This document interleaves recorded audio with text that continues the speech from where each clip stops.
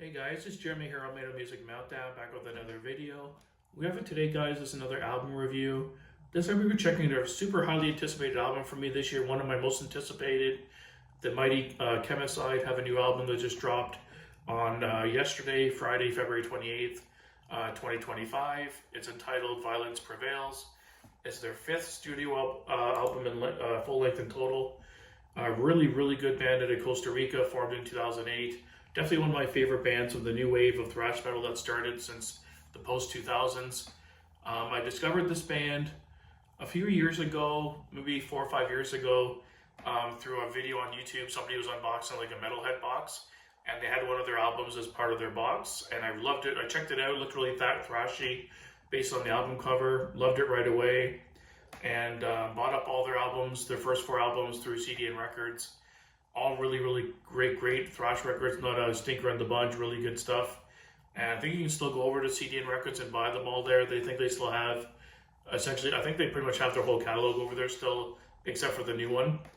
But yeah, this album did not disappoint. It's a follow-up to 2022's Common Sense. I think this might be one of their best albums to date, if not their best. Comparing it to the previous album, it's grittier, it's heavier, it's more mean, it's more dark sounding and evil sounding. A lot of reverb in there to make it give it that kind of cavernous sound. Just a really killer album. Did not disappoint. The version I heard on YouTube through the record label had 9 tracks in total. It was about 33 minutes in length. But looking on Encyclopedia Metallum, it's showing there's 11 tracks in total. Those are 2 extra covers at the end. 72 Seasons by Metallica and Hear Nothing, Say Nothing by Discharge. I didn't hear those songs on the stream version on YouTube, so I'm just going to just ignore that from my review. So the version I heard had 9 tracks in total, 33 minutes in length. Starting with the album cover, really cool album cover. Love their logo, super thrashy looking. Love the pop of pink and yellow.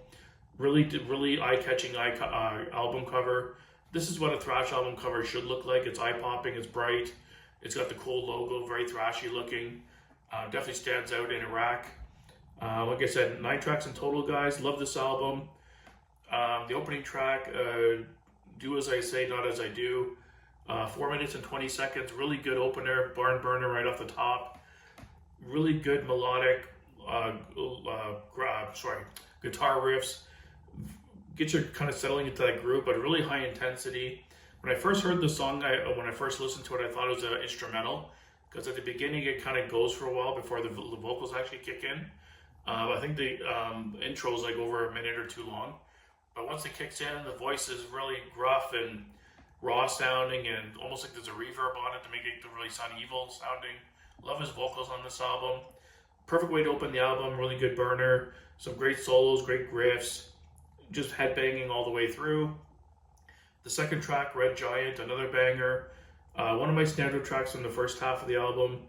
Really good stuff, kind of a chanting vocal in this one. The riff is really good, it's more of a mid-pace riff. But I found the solos in this album, when they did do solos, were kind of noodly sounding. They were kind of just fast for the sake of being fast. I wish they put a little bit more detail into their solos. And I thought that hoping they were a little bit more thought out and more written with more dynamics, I guess you could say. I found the solos in that album, although they were quick and aggressive, and I liked overall how they sounded.